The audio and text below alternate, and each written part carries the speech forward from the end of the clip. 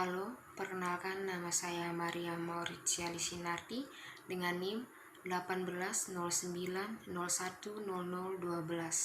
Pada kesempatan ini, saya akan menjelaskan mengenai Gumboro disease atau biasa juga disebut dengan infection bursal disease. Baik, langsung saja. Infection bursal disease disebabkan oleh virus RNA double-stranded yang tergolong dalam genus Avivirnavirus dan famili Birnaviridae. Virus ini mempunyai dua serotype yang dapat menyerang unggas.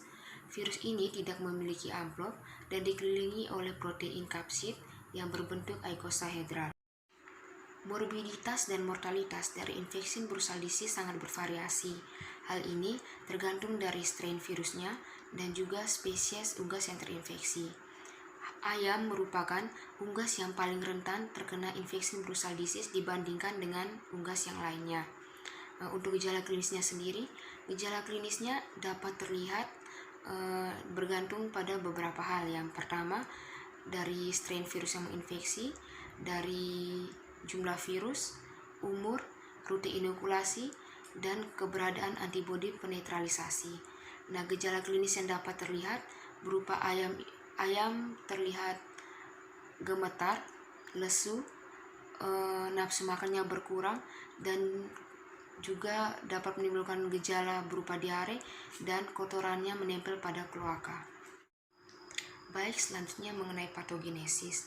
Jadi, infection bursal disease virus ini menyerang ayam yang berumur 3-6 minggu, di mana pada umur ini terjadi perkembangan bursa fabricius yang mencapai optimum.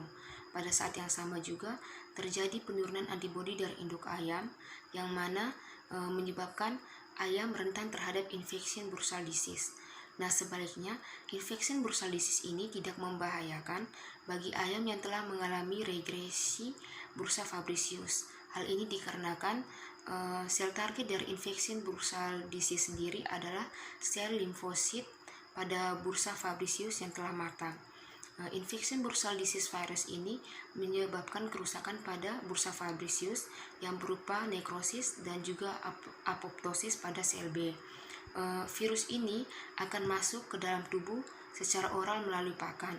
Nah, di dalam tubuh virus ini akan ditangkap oleh sel makrofag atau juga limfosit yang berperan sebagai antigen presenting cell.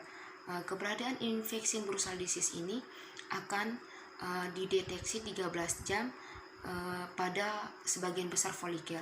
Selanjutnya, setelah 16 jam akan terjadi virimia kedua dan juga terjadi replikasi sekunder pada organ lainnya yang dapat menyebabkan kematian. Nah, pada fase yang akut teramati terjadi sindrom septic shock, di mana terjadi respon imun yang berlebihan yang ditandai dengan peningkatan TNF-alpha pada serum darah ayam. Nah, hal ini yang dapat menyebabkan kematian.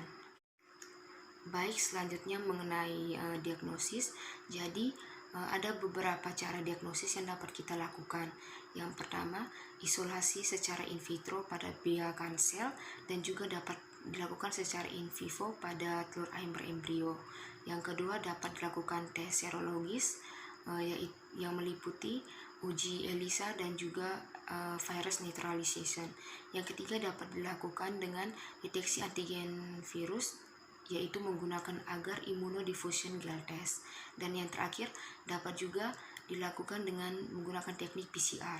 Untuk pengendalian dan kontrolnya sendiri dapat dilakukan dengan pemberian vaksin dan juga menjaga kebersihan kandang.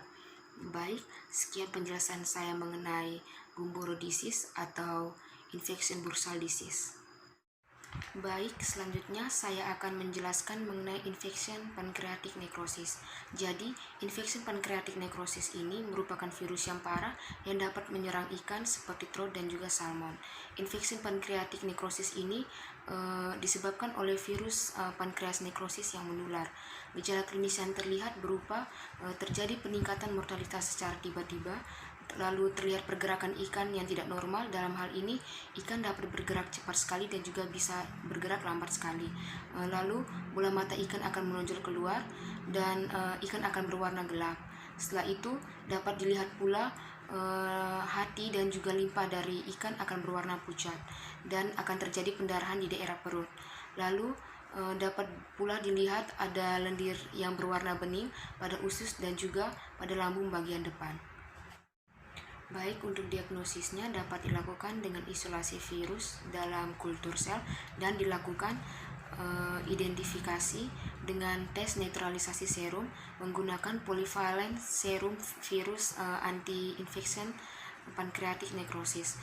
Nah, untuk epidemiologinya sendiri, ikan yang sudah terinfeksi virus ini berfungsi sebagai reservoir infeksi, di mana dalam hal ini epizootik partikel virus ditumpahkan ke dalam air bersama dengan kotoran, telur, semen dan juga cairan dari ovarium. Selanjutnya, untuk ikan yang masih hidup itu berfungsi sebagai carrier, yang mana sewaktu-waktu akan menyebarkan virus ini dalam periode waktu yang lama. Untuk transmisinya juga dapat dilakukan yaitu dengan diturunkan dari induk kepada anak melalui telur. Untuk pencegahannya dapat dilakukan dengan beberapa cara. Yang pertama, kontrol inkubasi telur bebas virus. Yang kedua, memperbanyak stok bebas infection pancreatic necrosis dalam persediaan air yang tidak tercemar. Yang ketiga, melakukan pemeliharaan benih selama 4 bulan pada suhu yang dingin dan suhu air di bawah 37 derajat Celcius. Yang keempat, suhu yang dingin dan juga ozon dapat menekan penularan dari virus. Untuk terapinya sendiri belum ada pengobatan yang efektif, namun ada beberapa treatment yang sudah berhasil. Salah satunya adalah treatment peridone iodium. Lalu dilakukan juga pemeriksaan terhadap semua sumber telur dan populasi ikan penetasan setidaknya setiap tahun.